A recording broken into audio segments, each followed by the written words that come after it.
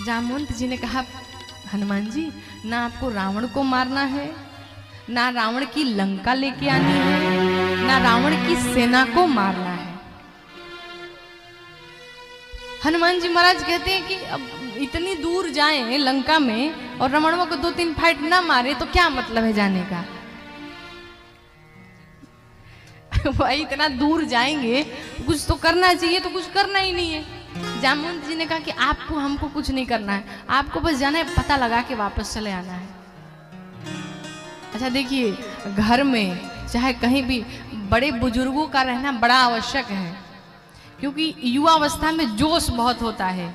हम ये कर डालेंगे, हम वो कर डालेंगे, होता है कि नहीं होता है। लेकिन अगर हमसे बड़ा बुजुर्ग कोई घर में ना रहे सिखाने बताने वाला, तो लोग कुछ भी कर डालेंगे। जैसे कि एक लड़के का विवाह तय हुआ, तो उस लड़के से उसके ससुराल वालों ने कहा कि देखो हमारी एक शर्त है। कहा क्या शर्त है?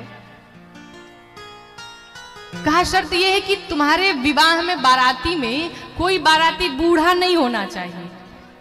उसने कहा अच्छा, हाँ बूढ़ा नहीं होना चाहिए, बस ठीक है। वो गया घर पे, बताया देखो भाई ऐसी ऐसी शर्त है, कोई बूढ़ा व्यक्ति हमारे विवाह में नहीं चलेगा। अब लड़के के जो नाना जी थे वो कहे ऐसे कैसे हो सकता है, मैं तो जाऊंगा। कहा नहीं नहीं विवाह कट जाएगा। कहा नहीं जाना है। ऐसे काम करो, हमको डोली में छिपा लो, हम छिप के जाएंगे। डोली में छिपा करके नाना जी को ले गए सब। वहां जाने के बाद से लड़की वाले ने फिर शर्त रख दी। कहा विवाह तभी होगा कि हमारे गांव के बगल में एक नदी बहती है, इस नदी में पानी के स्थान पर दूध बहाना शुरू कर दो, दूध भर दो इस नदी में, तब हम अपनी बिटिया का विवाह करेंगे। अब लड़का बेचारा सोचे कि नदी का पानी कैसे खत्म हो सकता है, कहां से दूध भरेंगे, और पानी में दूध मिलाना नहीं है, फिर करें तो करें क्या। कहा ऐसा है हम विवाह नहीं कर पाएंगे, हम चलते हैं। वापस गया, नाना जी ने पूछा क्या हुआ? कहा नहीं बारात वापस करो। अरे हुआ क्या बताओ तो। कहा कुछ नहीं हुआ, जो कह रहे हैं वो असंभव हो ही नहीं सकता। अरे बात क्या है बताओ तो सही।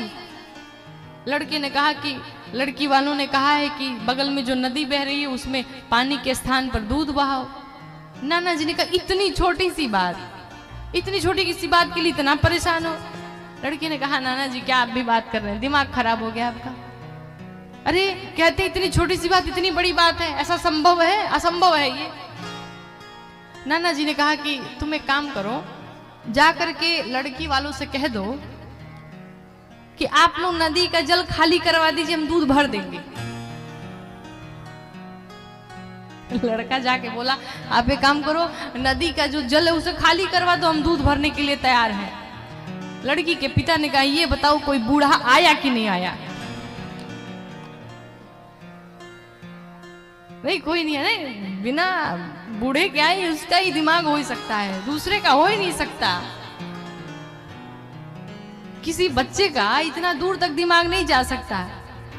उसी प्रकार से जामवंत जी बूढ़े हैं उस सभा में, उस मंडली में। अगर जामवंत जी नहीं रोकते तो हनुमान जी उसी समय रावण को मार दिए होते। जामवंत जी ने बहुत समझाया, हनुमान जी शांत हुए।